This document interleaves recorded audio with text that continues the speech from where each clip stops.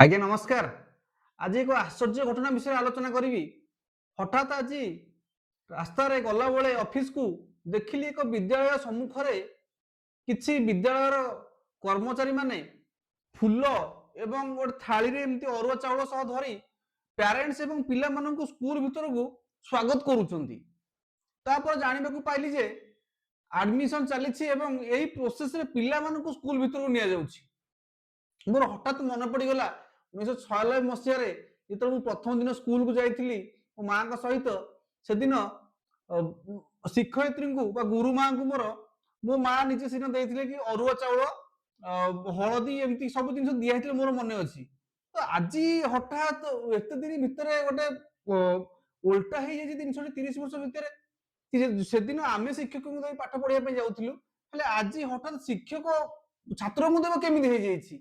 ତାପରେ ମନକୁ ଯେତେବେଳେ କୋଶ୍ଚିନ୍ ଆସିଲା, ତାପରେ ଢୁଣ୍ଡେଇ ଢୁଣ୍ଡେଇ ପାଇଲି ଯେ ସେତେବେଳେ ଆମେ ଯାଉଥିଲୁ ସରକାରୀ ବିଦ୍ୟାଳୟ ପାଠ ପଢିବାକୁ, କିଛି ପଇସା ଦେବାକୁ ପଡୁନଥିଲା।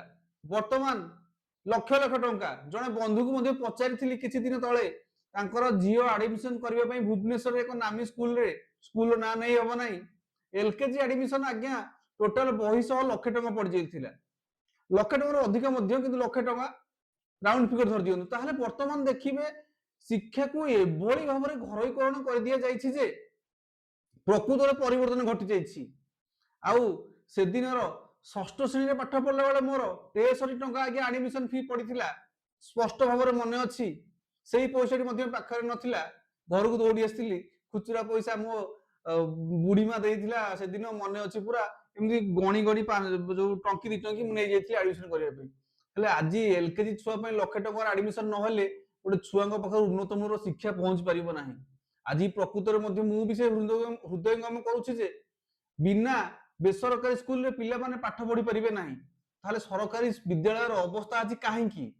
ଏହା ପଛରେ ରହିଛି କିଏ? ଏହାର କାରଣ କଣ? କାହିଁକି ସରକାରୀ ଚାକିରି କେବଳ ଭଲ, ସରକାରୀ ବିଦ୍ୟାଳୟ ଖରାପ? ସରକାରୀ ପଇସା କେବଳ ଭଲ, ସରକାରୀ ହସ୍ପିଟାଲ ଖରାପ?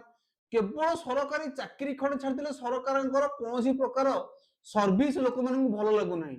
କେବଳ ସରକାରୀ ଚାକିରି ଖଣ୍ଡେ ଦରକାର। ତାହେଲେ ଏହି ଅବସ୍ଥା ପାଇଁ ଆମ ଗଣତନ୍ତ୍ରରେ ଦାୟୀ କିଏ? ଆପଣ କାହାକୁ ଦାୟୀ ବୋଲି ଭାବୁଛନ୍ତି? ଟିକେ କହିଲେ ଭଲ ଲାଗନ୍ତା।